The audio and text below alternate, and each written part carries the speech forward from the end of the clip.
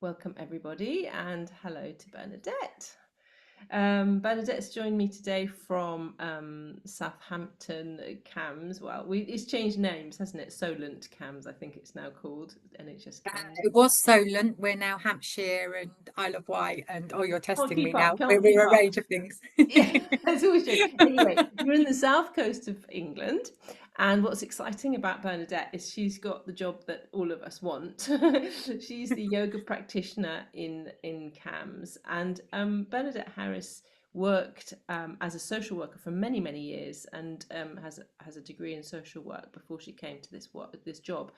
And the purpose of this interview really is so that we can explore a little bit what this new role entails, what Bernadette's day looks like, what skills she's brought to the job, what skills she might wish that she had more of, what her background is, and really what her vision is for this going forward. So let's start, Bernadette, with the story. Like, what happened? How did you hear about this? How did you get this job as a yoga practitioner in Southampton and Isle of Wight? Okay, so I've been post now just over 2.5 years. So prior to that, yes, I had an extensive history in social work, and in around 2019, decided it was time to kind of start thinking a little bit differently, and I wanted to work with children in a very different way, and was also always very passionate about yoga. And had done various training courses, and I was really fortunate to find a yoga therapy course which was up in the north of the country. So I attended this. It's about a 350-hour course at the time, and as a result of that, started to do a little bit of my own private work as well, and was fortunate enough to get some work within schools in West Sussex, which is where I live, and managed to get that through the county council as well, which was really helpful. And actually, it was through my peers that I did my yoga therapy training with that I found out about this role in Southampton. One of them had noticed it and shared it on the group chat. And I was really fortunate that I lived close enough that it felt more of an easy commute for me than it did for others. So kind of went along, and it's been a really interesting journey, because I think it was the first time that they'd done this in the CAMHS. I think it's fair to say they were not 100% sure what it was going to look like. I came along not 100% sure of what it would look like, but together we have kind of worked really well, and I've been really fortunate that I've been really supported by all of the staff, the management staff, to develop and be quite flexible in my approach to create what we've managed to create today. So yes, so 2.5 years. Originally it was a 12-month interim contract. So the pressure was on. It was very much about using outcomes from the work that I was doing to be able to evidence that the role was necessary and helpful within CAMHS for those children. Unfortunately, we were able to gain enough evidence to support my contract becoming permanent. So for the last 2.5 years, I have been a permanent member of the team, and the role itself is a permanent role, which What is a just wonderful, really. fantastic journey. What a fantastic journey. So lots of questions arise, I'm sure, with people watching about that. And the first question that comes to my mind is obviously, how did you evidence that your role was necessary? I mean, in my mind, I can see why, but it would be interesting for other people to hear. Yeah, so we take feedback in 2 different ways. So we have qualitative feedback and then quantitative feedback. And I think it's really important to have a balance of the two. And we've currently actually also got 2 students with Southampton University at the moment who are training to be psychologists, and they're doing their thesis. And they're both doing it on the yoga pathway in CAMHS, and they are both doing it from those perspectives, qualitative and quantitative. So that's really quite exciting as well. So we've been able to use all those outcomes to support some actual research in that piece of work. But in terms of the outcomes themselves, so we use the general ARCADs, which are obviously used across the whole of CAMHS, but we wanted something that was quite specific to yoga and to connection with the body as well. So we use various ones. We have a mindfulness scale, which we tend to use with sort of 9-10-year-olds and up. We have a body connection scale, so a scale of connection to the body. Again, that's kind of from around age 9-10, dependent on the child's developmental age. And then we also have self-compassion scales, and we use those for 14 and above. And the young people will complete all of those prior to starting their sessions with me, because what that also does is it gives me an insight in terms of where they are, and where they're currently sort of feeling in terms of connection with their body. So it helps me plan for their sessions. And then what we do is at the end of, so I normally would give an 8-week program, and at the end of those 8 weeks, they complete them again. And then that enables us to see where there have been changes, but also where there might still be areas of need that we can think about of how that can be supported. And as I said, we also have the qualitative. So at the beginning, they talk about what it is that they're hoping to gain from the sessions. And at the end, if anything, how they feel that it's supported them. But also halfway through, we have a little review. This is what we wanted to work on. Is this still the same? Or actually, have things shifted? Have things changed? Is there anything else that you would like to work? And sometimes that can actually happen. I think young people and parents come in thinking that actually this is what I want to be different, but then notice that actually it might be something else. So that kind of midpoint reviews is really helpful for that. So we don't do the main questionnaires for that, but we do that qualitative feedback in the middle. And that's quite powerful, actually, because what it does is it gives the story behind the data. And for me, that was always a really, really important part, because I think with anything where we're doing questionnaires, it's subjective to kind of how we're feeling or what we're feeling that day. So for me, it was really important to kind of hear it in the words of the children themselves, and that's actually been quite powerful, actually, quite humbling. I'd love to hear some of those quotes, but maybe you don't have them in front of you. I didn't ask you to bring them, so that's hard for.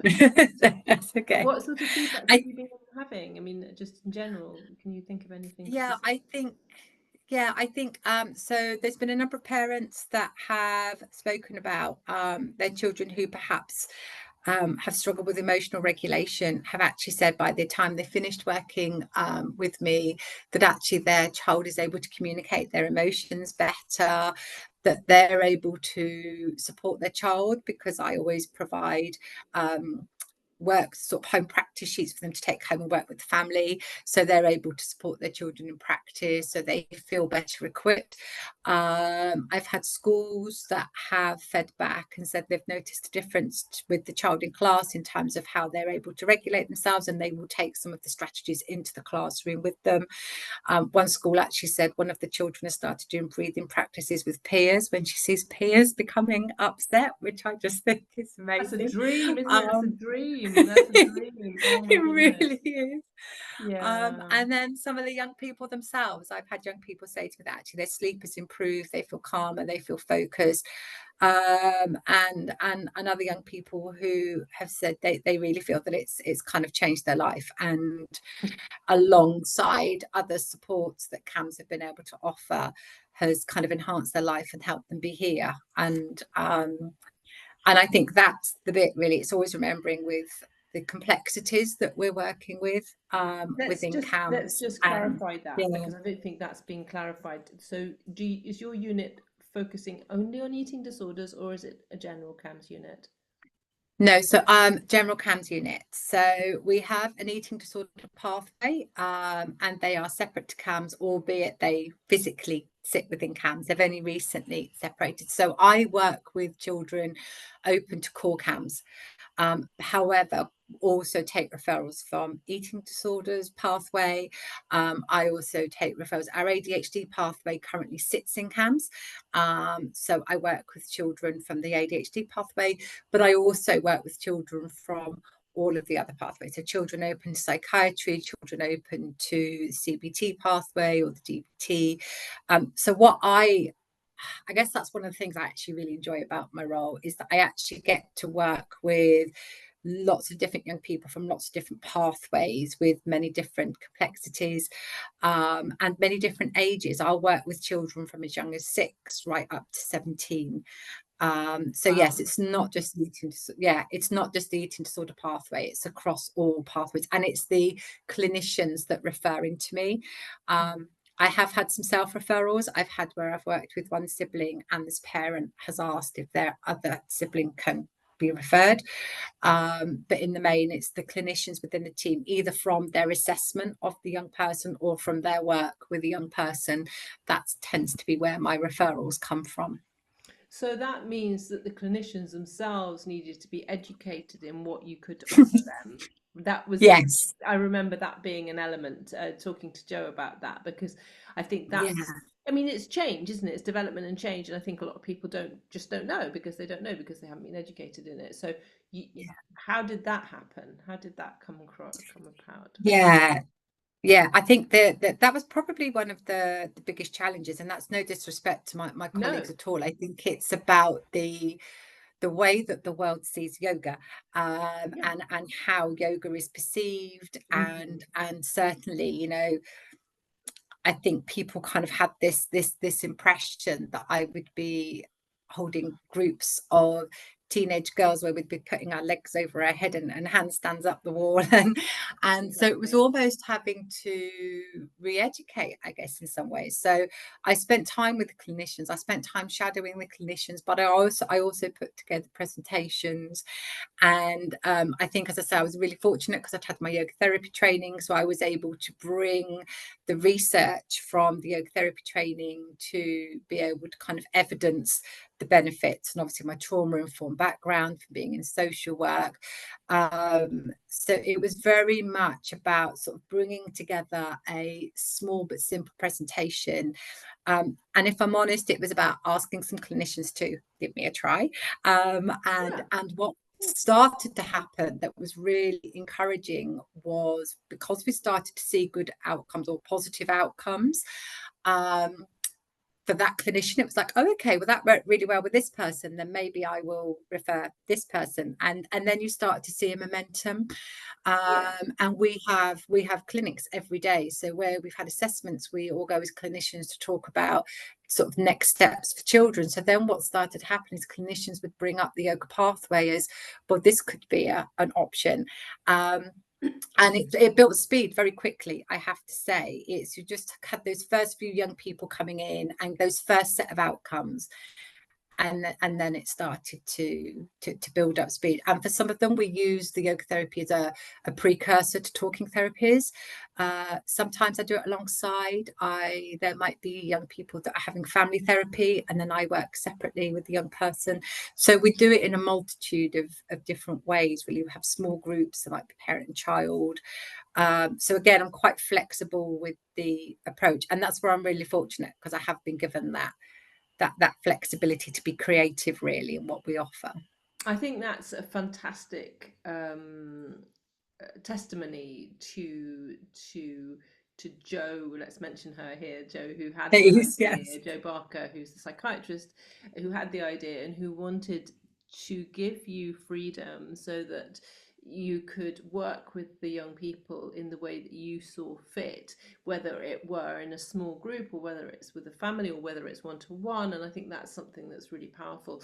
And I think it stands to reason that responsible clinicians will be wary and skeptical about new therapies. And I think it's for me, it's a reflection of their professionalism that is the case, but it's also a reflection of their professionalism that they then take on in consideration the results that they're actually seeing with their own eyes, and then incorporating that more and more with the young people who come to you. So that's a really interesting journey, isn't it? In terms of the barriers to entry, because now we're on that topic, so there's barriers to entry, of course, from the clinician's perspective, because they really didn't know what to expect, what you could offer. I presume you had similar barriers to entry from the young people themselves and from the parents. So would you like to talk to me about that a little bit? Because it's a massive misconception of what yoga is. Yeah. I think we really need to blow that out the water now, once and for all, with your experience. Yeah, absolutely. I think So I think from parental perspective, it's very similar again. It's about the perception of what yoga is, you know, when we look on social media, when we, you know, our young people are looking at TikTok and they're seeing, you know, how yoga is represented. And we know this time of year, you know, we're leading up to Christmas, and I'm sure we're going to start seeing adverts about yoga to lose weight, and all those things kind of really concern me, but we know they're out there. And so again, it was about how can I reach these families really, and also because their first point of contact is with the clinicians. So even though I'm explaining what I do to the clinicians, there was still that little bit of a barrier, because it was still quite difficult for them to fully explain what I could offer when they were still only sort of partially aware themselves. So one of the ways around that is, first of all, we develop leaflets. So I develop leaflets for parents, but also for children in different age groups. And that kind of gave quite a simplistic, but also quite a visual overview of this is how you could be supported. This is kind of what it would look like. And then what I also do is I offer introductory appointments, so they can either be over the phone or people can come in and see me. And so what I'm asking the young person to consent to is just to have a conversation. And within that conversation, they have the opportunity to physically meet me. They have an opportunity to see the room that we would be working in. And that would be the point that I would be able to kind of explain the concept, and also explain how it's what I offer, particularly if it's on a one-to-one. It's a personalized approach. So I would develop something that's personalized to meet them where they're at. And it kind of allows us to have that conversation for me to explain a little bit more and break down some of those barriers really. And when I've done that, invariably, yes, of course, there's always those young people that actually say, no, this is not for me, or they come to the first one and decide it's not for them. But invariably that can really help. And I find that particularly with teenage boys have been quite difficult to get in, because again, they're thinking, oh, well, this is more associated with girls. What's really interesting is when they do come in, predominantly they're almost the hardest to leave, because they actually really do get in on it and really kind of seem to enjoy that experience. And the relaxation side particularly, they really sort of immerse themselves in this place of stillness that I think potentially they've not felt able to do outside of the sessions. And I think one of the other areas I've always had to work with particularly is some parents are concerned that I'm teaching their child a religion. And so again, we've had to talk about, you know, I introduce yoga philosophy into my work. Namely, I work with the yamas and niyamas, but particularly ahimsa. And obviously that element, because self-compassion underpins everything I do. So sort of work with ahimsa, and it's being sort of really clear with the parents, actually, this isn't about teaching your child a new language or a new religion. This is about self-compassion and how we can kind of foster that within ourselves, but within our children. So I find if I can get them to come and sit down and have a conversation, that can help. But I'm sure there have been a few that potentially we may have lost because we've not been able to get to that point that, you know. Yeah. But again, my hope is that I'm certainly getting more widely known around the schools now. You do any outreach? Do you go to the schools at all? No. I don't go to the schools, but the number of the parents, particularly of the younger children, a number of the parents take some of the home practice kits into the schools. For the schools are photocopying them, and then the schools are using them with the children within the schools during the day. It's a dream. Isn't that a dream? Yeah, and so one of the referrals I got actually was where the school was talking to another clinician and said, well, we had a young person, this worked really well for them, and could they be referred to the yoga therapy? So I think, again, I'm almost having parents and other agencies that are also talking about it with families and kind of promoting it as give it a go sort of thing. Well, really. I mean, word of mouth is the way for it to be normalized, isn't it? And to be more accepted. Yeah. So as soon as the parents start speaking, that's a very powerful there's a powerful movement that's starting, which you can't change that, you know. It's a word of mouth. So that's fantastic. Absolutely. And I have had some parents come to me and say, oh, I know someone whose child did this. And so, you know, I spoke to her about it. And so when I got your letter, I was really sort of I think just to add as well, because something I think that is one so really lovely. And it was only I did a group of young girls about 18 months ago now, and there were 5 young girls, and all of them diagnoses of ADHD and or autism, or struggling with emotional regulation. And during the course of the weeks that I worked with these children, I noticed their parents talking more and more in the waiting room. And we finished these sessions before the summer holidays, and they'd all planned to go out together in the summer holidays.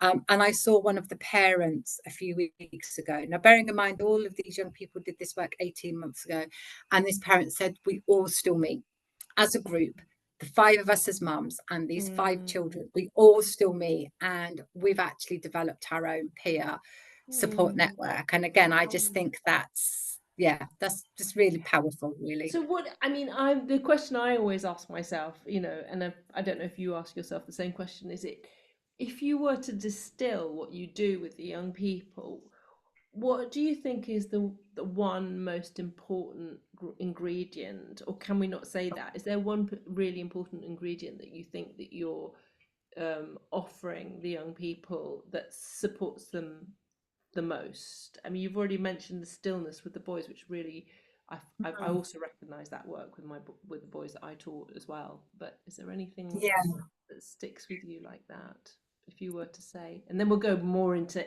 actually what you do. But I think for a lot of my young people, particularly the older young people, there is that element of I give them a place to just be, and with no expectations around what that might need to look like, or no expectations of, you know, we talk about meeting ourselves where we're at. It's about meeting our body where we're at. It's also about meeting ourselves where we're at on that day. And so I will always have a plan, but actually nothing that can't be adjusted or adapted in the moment. And so, yeah, I just have, for me, it's about just giving them a place to be without I think pressure, that's really I powerful, guess. Bernadette, and I thought that was what you were going to say, where there's a space where they're not expected to perform or Yeah. obey, but just a space to just be and feel into what's going on. Yeah, lovely, beautiful. Well, I think, I mean, that's a really great precursor question to what do you actually do? So what are the practices what are the practices that you use, you know, because yoga is such a massive toolkit, isn't it? And you've already said you use the niyamas, which I think is wonderful. What other sort of, so I guess let's start with what are the basic things that a parent can expect that you might be doing with their young person in the room?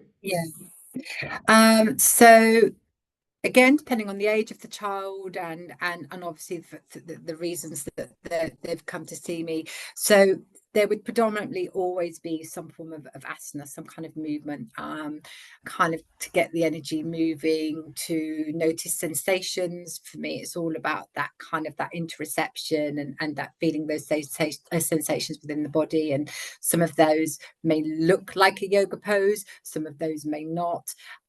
It's about being quite organic with our movements. So from quite early on, if the young person's comfortable with it, I won't necessarily take them on a structured flow, but what I might say is, you know, we'll come into this, but where does your arm want to go? What does your leg want to do? And if you do it, what does that feel like? And actually, do you really want to do that, or do you want to do something else? And so kind of encouraging them to move their body in the way that feels right for them in that moment and at that time, but introducing them to different ways of moving and different places to move, so they're able to kind of have that curiosity through movement. And certainly for some of my children or people that come in are quite energetic, we might work quite energetically and then almost work at bringing that down, and then they'll come down and we'll do something, and then I can see they might be struggling with that a little bit, so we go up again and then we come back down again, and kind of that constant sort of rise and fall with the energy. And sometimes the movement might actually be really small, and it might be really simple, and it might be sat on a chair. It doesn't all necessarily have to be down on the floor either. We do a lot of work around sort of that progressive muscle tension release. So noticing where we're feeling tension in the body, but then exploring different ways that we can release that. Yeah, straight away you're going. That's always the one for me. Yeah, and noticing what feels good and where we might have felt that before, where might have we felt that tension before, and working with kind of reach, working with yield, working with push, kind of going back to those sort of primitive reflexes as well, but also working with a sense of what strategies do we currently use, how do we currently move that feels nice, and then how can we build upon that. So whilst it's about introducing perhaps new ways of being, it's also about building on existing strategies that we already have in place. Relaxation techniques, breath work throughout, and I become quite creative in my breath work. So some of the breath work will be through movement. For those children that enjoy it, we do quite a lot around the balancing, because it's that kind of that focus, it's that being in the moment. You know, nothing more mindful than doing a balance. It's, you know, it's really in there. But I will also do things. So, for example, with breath work, within the first session, we normally get the bubbles out, and we work with, you know, what does it feel like when we do a really slow exhalation as we blow the bubble, and you know, let's look at the bubbles and what colors can we see in the bubbles. And so again, we work with breath in a multitude of different ways, bring a sensory element where wanted, and relaxation, and looking at relaxation, that, you know, we might have relaxation as laying down under a blanket with some nice lights and some visualization, but relaxation may also be doing a breath work with a pen as we just allow it to flow across a piece of paper, or it might just be a really gentle tapping or a self-soothing massage. Or so again, just looking at a variety of techniques really to bring in asana, pranayama, the relaxation, meditation, recognizing that not all children can do visualizations, and that can actually be really, really difficult for some children. So sort of being aware of that as well, really, maybe bringing some sound in. So it's a variety of all of those sort of things encapsulated in various different modems. You know, sometimes I think that as yoga therapists, we don't actually know what we're doing. I mean, I feel like, you know, you can talk to me about, okay, we're ticking the boxes here. We have asana, we have these toolkits that we know. We have pranayama, we have the yamas and niyamas, we have relaxation, we have awareness of the breath. But I'm wondering whether there's a whole host of attitudinal and emotional co-regulation that's happening that maybe we're not aware of, but also language that we use that maybe isn't part of their daily life around feeling good, being good, belonging, being loved, being, you know, it's things that we just sort of take for granted in a yoga world that maybe to a young person is incredibly powerful. Are you aware of any of those sort of more subtle sort of messages that you're giving the young person through your presence? So it's a similar thing again. It is about kind of fostering that sense of connection back to themselves, kind of having that awareness of where they're at that day, and that acceptance that actually where I'm at today, and sometimes that's just where we need to be, and understanding kind of what their body is telling them that they need for that day. So again, coming back to that self-compassion, that kindness. I think, as I said earlier on, it's about sometimes just knowing where we need to be, and having that sense of safety and that sense of connection.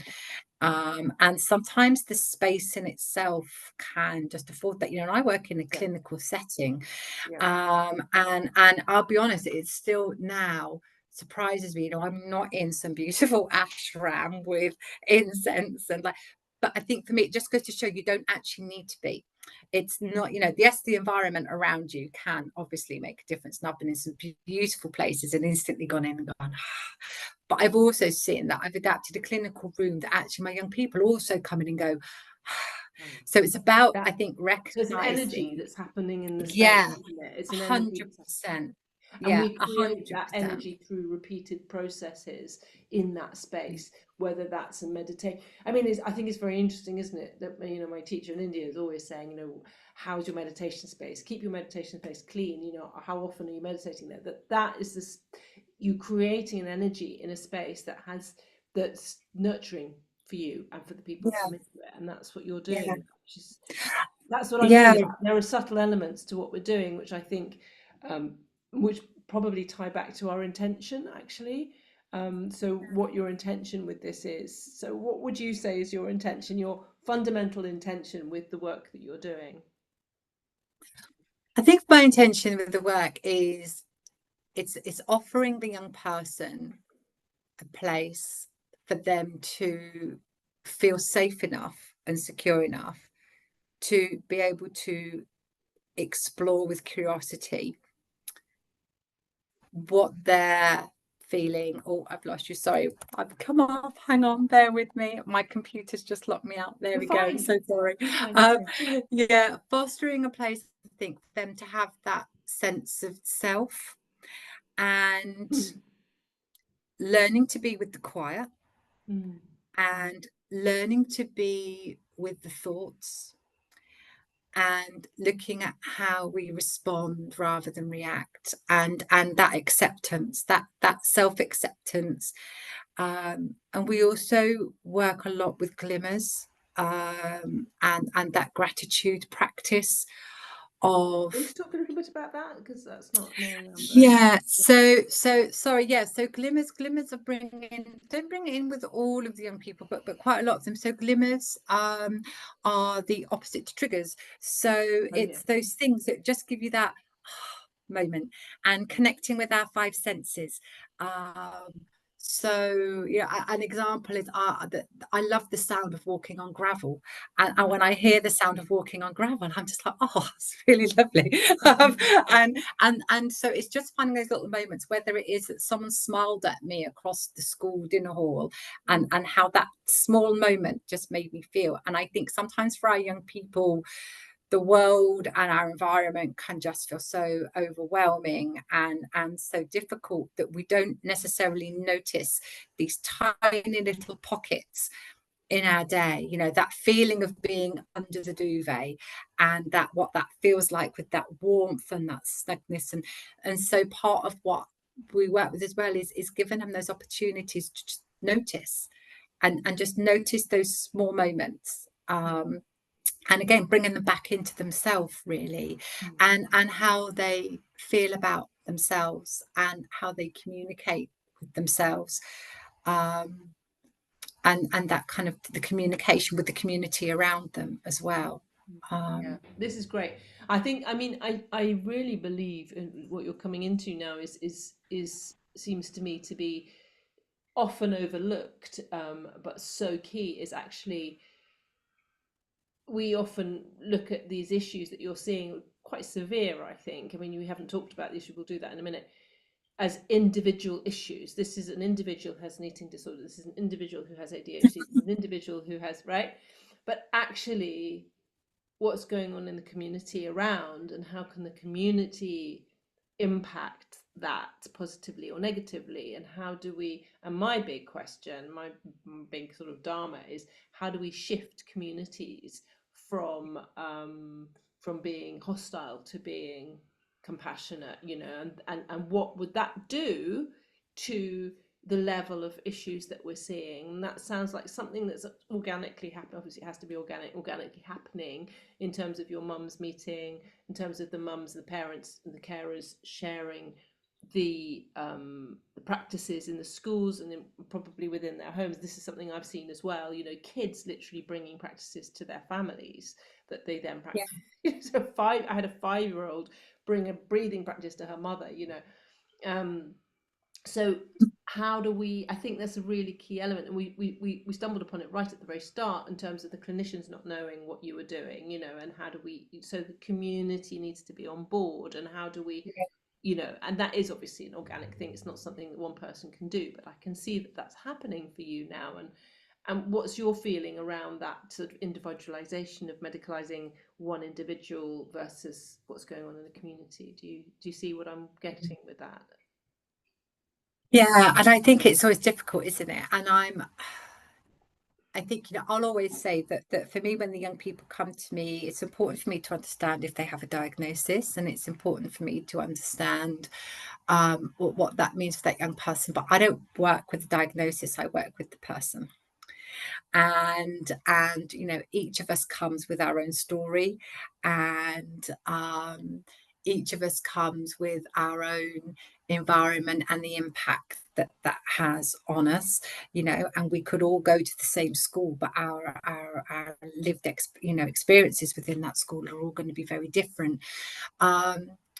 So I think for me it is very much about working with the young person, and where possible collaboratively. So with, like I said, with the families, so whilst the families, for my younger ones, sometimes the parents are within the sessions, but it is about, with the young person's consent, because this is the other thing, being able to, I guess, include as much of the network of that young person and that young person feels comfortable with. Because I think there's also an element here is about that co-regulation, and it's about maybe within the family environment, sort of almost bringing in some natural day-to-day things. I was talking to a mum the other day that every day you get up as a family and you all clean your teeth, and that's a given, that's what you do, and you go to the toilet and you wash your hands, and that's a given. So how about if we can bring in some of these breathing practices as a given? So before we have our dinner, we're all going to smell the food, and then we're just going to blow on it to cool it down. Is there something that as a family, because actually for some of our young people that might be a little bit resistant as well to some of the practices, I've had young people that have watched me and their parent do it, and they've watched us for a few moments, and then without saying, they've just then naturally joined in where they've been opposed. So it's also about how almost teaching, I think, others to be the trainer. So it's about trying to take some of that responsibility also off the young person, because if they want to go out and teach, that's fantastic, but we know for some of our children they're not going to do that. So what I also try to do is support others to be able to support them. And I also think it's important, if we're asking parents or schools to support our children, it's actually really helpful for them to do it themselves. What does it feel like for them? What does it feel like if I do this breathing practice on myself as a parent? Where am I noticing that? What do I feel? And actually, how comfortable can I then feel to co-regulate with my child in that time? So, and I think within the community, within the schools, it's a little bit more challenging for me, but I can almost access them through accessing the parent. And that's what I've been trying to do, really. Oh, you've gone silent, Charlotte. Sorry, I've muted silent. myself. There's been noise outside. This is really beautiful, and I can really see how this is functioning now. How does it work in terms of you seem to have this very well, there is obviously a very clear delineation between the clinicians and you, and the clinicians who will refer to you. So are they young? Do the young people always see a psychiatrist, or do they sometimes see you, or how does the whole progression work? Can you explain? Yeah. So they can work with me, but what we always say is for any young person to access me, first of all, they have to be open to CAMHS for the whole of the duration that they are with me. And they also need to be open to either another clinician or another pathway. So, for example, I might work with a young person that doesn't necessarily have a named clinician, but they may be on a pathway for ADHD, waiting for an assessment or waiting for medication. Or I have one at the moment who is on the wait list for CBT, and she's going to come and work with me first, and then we review, do we still need CBT, and if so, that's absolutely great, but she will be open on another pathway. So that tends to be how we do it. So as long as they're open to another pathway, then they can work with me, and that's how we've always managed it. And why is that? Why would they be on two pathways at the same time? Would it not? I mean, what's sorry, maybe I've misunderstood that. There's so much NA speak, isn't there? We need to be aware of. Yeah, I think a lot of that is also about looking at my role within the team as well. So part of my role within the team is I don't just do the yoga. My role has slightly changed more recently to support the needs of the service. But I think some of that is about protecting me and my role. So I don't case hold children. And if you're the only person that is that child is open to within the CAMHS service, that can, I guess, creates a particular challenge, so that if something extra was needed, it comes solely down to me. And if I'm trying, working with other children, it can cause some difficulties there. And also then when that work is finished with me, it's then about how that person then receives further care within the service or is discharged from the service. So I think fundamentally it was sort of really put in at the beginning about protecting me and the work that I can do with other children, so that I'm not case holding responsibility, and that is shared. I mean, of course, if I'm working with a young person and there are concerns, I will be involved, but I then have the support of those other pathways or other team members to be able to support that young person, because my work is also time limited. And I think that's the other thing, where a number of the other therapies that are within CAMHS, maybe for extended periods of time, my work with young people at the moment is time limited and generally would only be 8 sessions. Primarily that is because there is only one of me. And it is about, and I know that's something that Joe and I will potentially, looking at, because some of my young people do need a little bit longer. 8 weeks is a really, relatively short period of time. And often it's enough, but sometimes it isn't. So it's also about sort of what would work best for that young person, really. And so, just to clarify for me and for the listeners and the watchers, we have a young person who is has come into CAMHS from their GP, say, for example, and then they're allocated. They're on the wait list to see the psychiatrist. During that waiting list, do they come to you directly if they're interested, or is there a waiting list for you as well? What happens there? And then after your 8 weeks, do they still see the psychiatrist, or sometimes do they leave after? Has that happened? What has happened? Give us a few examples of how that works. Yeah, so again, it varies. So examples would be, so I'm quite fortunate that because I do the 8 weeks, I can do a fairly quick turnaround. I do have some young people that are waiting for a number of weeks, but that's more about the time they want. Everybody wants an after school slot, so invariably they will get filled quite quickly, and so there might be a little bit wait for that. But so most of the time I can do quite a quick turnaround. So it might be that the young person I'm working with, as I say, I've got one at the moment that I'm about to start working with, but she's also on a wait list for CBT, and it's felt that she would actually benefit from a little bit of additional support, because our wait lists are invariably getting longer, unfortunately, given the current situation.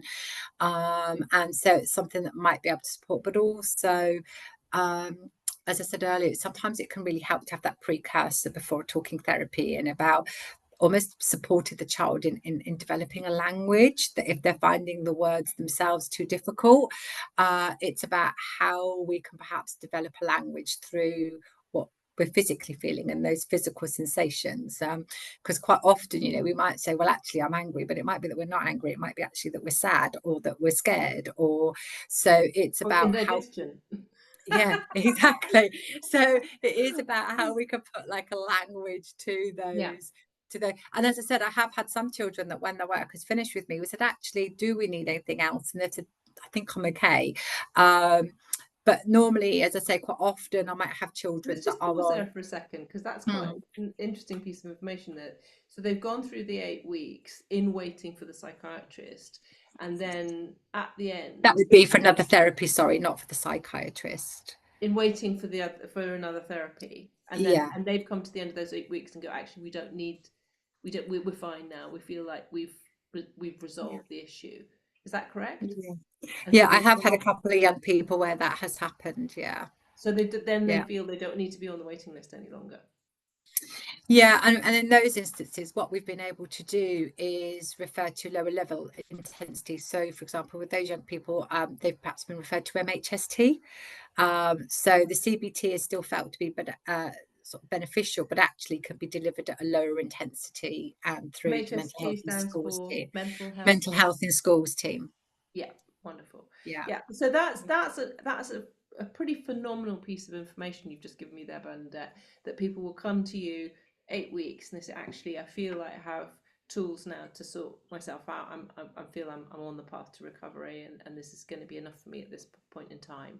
And that's a massive relief for people like Jo, who, you know, is very, very aware of her long waiting list and is not happy about it at all. And I mean, for her, obviously, she wants the young people to be given support as soon as possible, and if they can be given effective, non-invasive, pharmaceutical support early on, then that's wonderful. That's wonderful, isn't it? Yeah.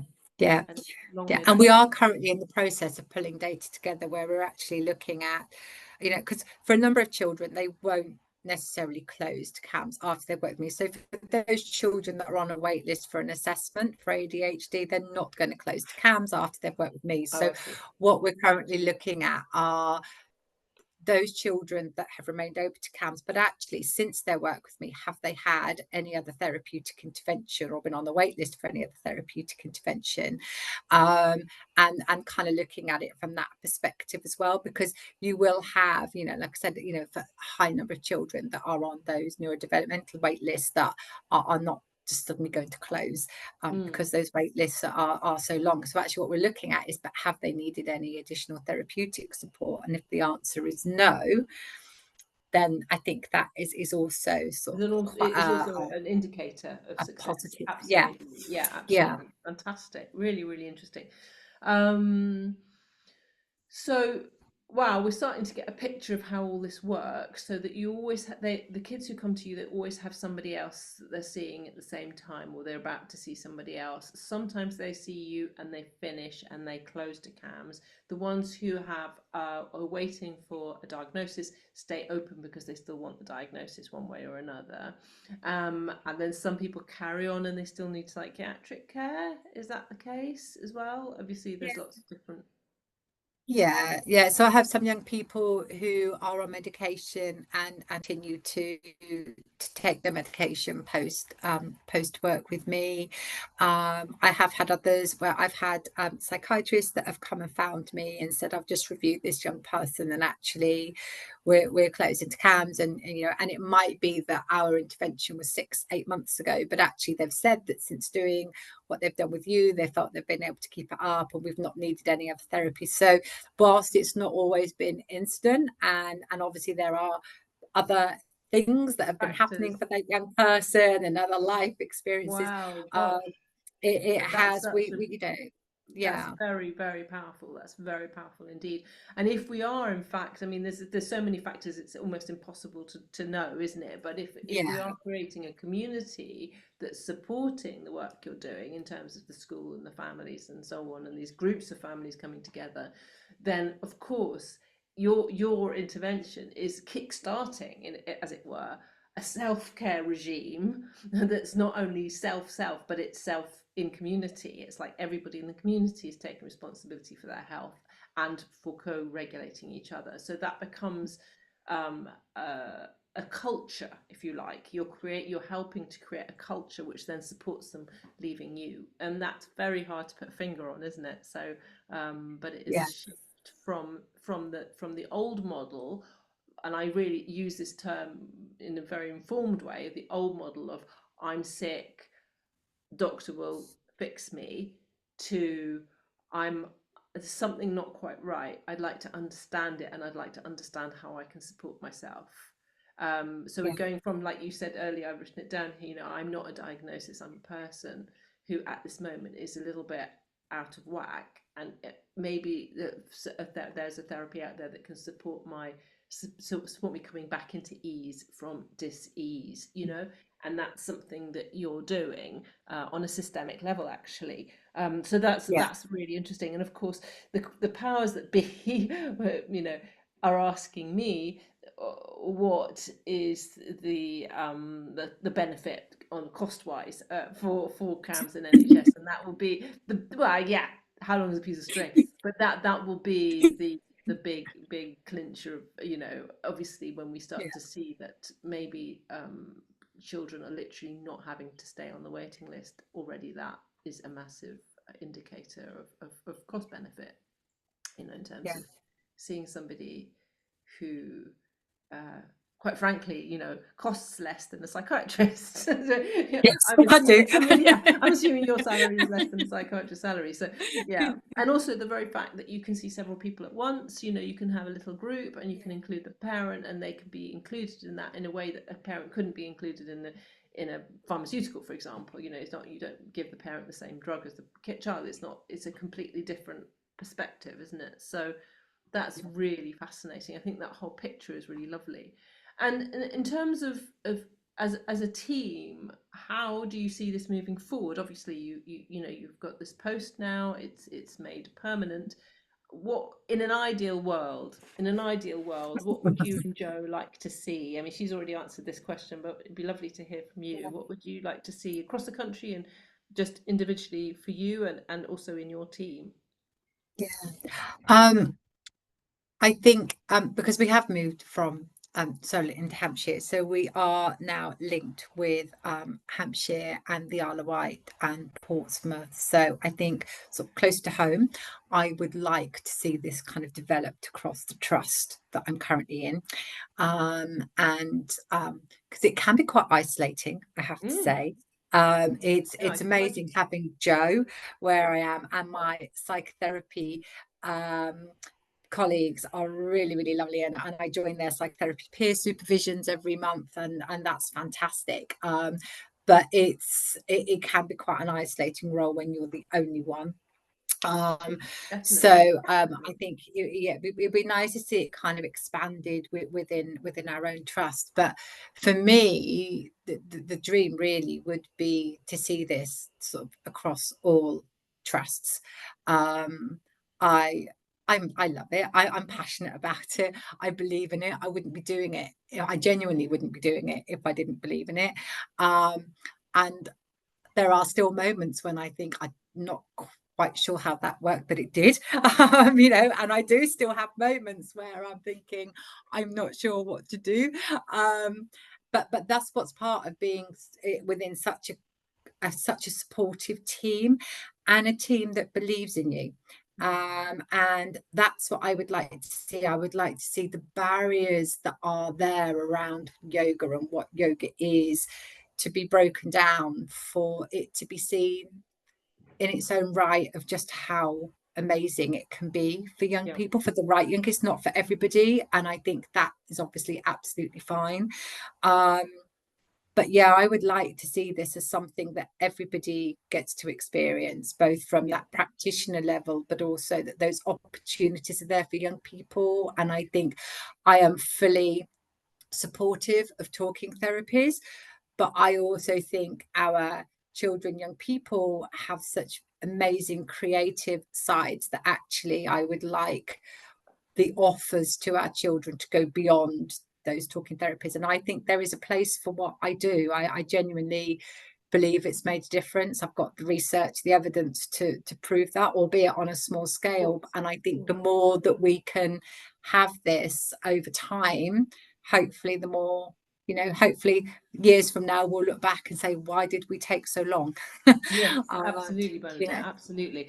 And I it's think, about those bottom up approaches, isn't it? We yes, work in everybody at the moment, the buzzwords at the moment, everyone's talking about vagus nerve and polyvagal theory. Absolutely. I mean, I'm really, it's something I'm really, really interested in, and that talks about that communication and working from a bottom up approach is necessary for that disconnect that a lot of us have, particularly when we're working with children with trauma, that disconnect with our bodies. So I I think think it's, it's essential. yeah, yeah, I think it's worth mentioning, before we close, actually, at the fundamentals of this, is in fact that so many of these disorders and distresses that we're seeing in young people seem to be stemming from chronic stress, and Yeah. chronic dysregulation, chronic sympathetic nervous activation, activation. So that, and the role and the way yoga works to kickstart the parasympathetic nervous system and then unravel that process is so magical and so needed right now. And I feel that once we've started that process with young people, I see it every day, you know, the body keeps the score. The body is intelligent, and the body starts to clear it up itself, you know, and we just start a process that actually the body can do by itself. And that bottom up approach to mental health seems to be absolutely the way to go. So I think that's, yeah, you're making a really good point, which I'm sorry we hadn't covered that before, but that feels like absolutely essential to the whole ethos of what we're doing, right? Is that is what it is. So if we were, let's dream big, you know, if this is going to happen, and if we are, you know, maybe you even get a colleague to work with and to bounce ideas from, because I do feel it's important that although we are so free in what we're doing in terms of what you're talking about sounds sometimes like somatic therapy, you know, in terms of just moving the bodies and being really what's the word, sort of free in our movement and not strict in our asana. I think that's really key. But it would be nice to feel that we can keep feeding ourselves with this nourishing toolkit of yoga, rather than feeling we have to sort of come out of that and look for other systems, because I think yoga itself does have so much to offer. So that absolutely. And we do, sorry if I misled you, absolutely. No, I just want to make that clear. No, we do, so because obviously all the benefits that come with the structure of the poses and kind of, again, you know, how they work together and the different things that they do in terms of opening up the body, in terms of our physiology, all of that is included. And then within that, there is that element of, well, let's just go rogue for a moment, and then let's come back.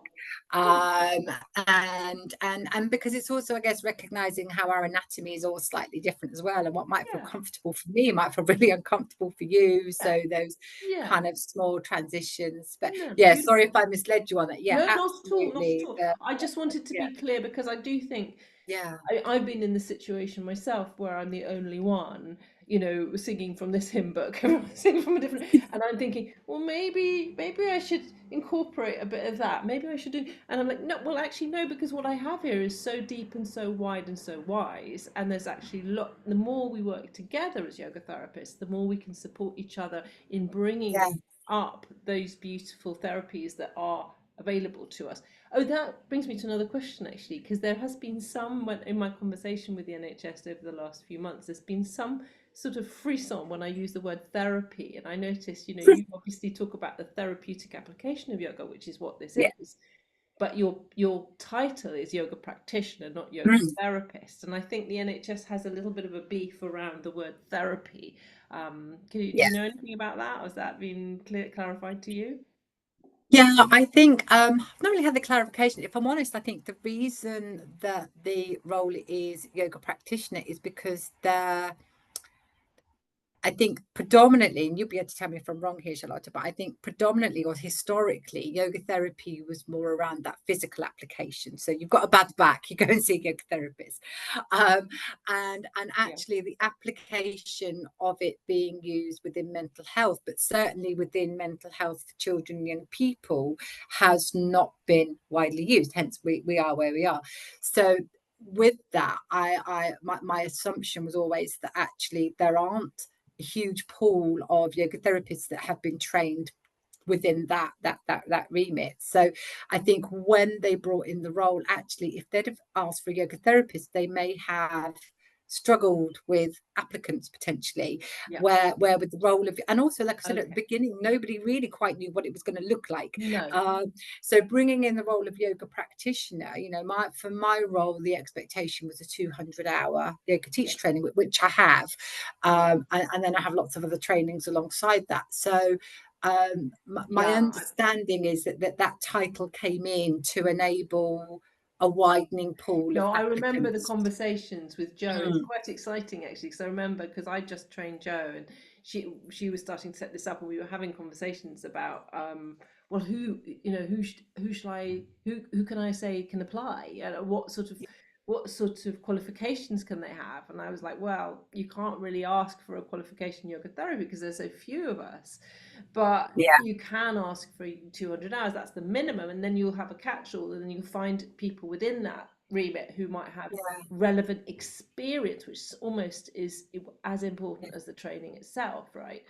And this is the juncture where I make a shameless, plug for, I would like to say, our training, because both Jo and Bernadette will be actually teaching, and Bernadette's teacher, Lucy Clark, will also be on the faculty of the yoga therapy, with it's yoga therapy for teenagers course that starts in October. Which I've had the go-ahead from Bernadette, I've had the go-ahead from Jo, and I've had the go-ahead from Lucy now with a few little bit additions. So it'll be launching in October, and we're in conversation with the NHS at the moment about what it needs to look like to be accredited and assured by the NHS as well. So that's something that's very, very exciting, and also accredited by the IAYT as an APD, which is what we call a CPD here in the UK. And so that course hopefully will really cement, what do we really need this person to know about, what do they really need to feel confident in this role, and to be able to talk to each other from the same point of view, and to be able to feel that they have authority and they have the support that they need to go forward in that role. Because we have found already, actually, like as Bernadette and I was discussing before we came on, that there are other CAMHS units are in fact emulating your role and giving it a go and sort of diving in there, but contacting me saying, I'm not quite sure, is this right, and contacting you as well. So I think it is important that we find a way to train the people so that they feel confident in what they're doing. And clearly, I mean, you're obviously very confident in what you're doing and doing a fantastic job. So it will be such a blessing to have you on the faculty and sharing your experience to everybody, so that we can really make this something that can support young people much sooner in a very holistic way, and their communities. And I know Jo feels very strongly about this and really would like to see it rolled out much wider, as our other trustee Stanford, who's also a psychiatrist in CAMHS in London, also has in fact delivered on this in various psychiatry conferences, saying this is something we really need to look at as an option going forward, for our young people. Yeah. And I do believe that it could, resolve a lot of the issues that we're finding right now, and just give our community a way to understand our nervous systems and to regulate our nervous systems in a really healthy way. Yeah. That will change the future for our families and our young people. Yeah, absolutely. Good. Pleasure to be part of it. It's quite exciting. Very exciting. I do feel like we're at the sort of initiating a big shift for young people's mental health, and that's always been my dream. So watch this space. If you have any questions, please, this will be on our YouTube channel, so please, do ask in the comments below, and I'll make do my utmost to answer the questions and respond, and ask Bernadette if there's something specific for Bernadette as well. But in the meantime, if you have any questions, you can also email me, charlotta@teenyoga.com. And all the blessings to Bernadette for your journey forward, and may you feel completely nourished and supported in your role going forward. And I'm very excited that you feel so passionate about it, and that you're supported. Thank you. And thank you so much. Thank you for this opportunity as well. It's always a pleasure to talk about it. All right. Yes, I can imagine. All right, darling. Well, goodbye for now. Take care. Take care. Thank you. Bye-bye. Bye.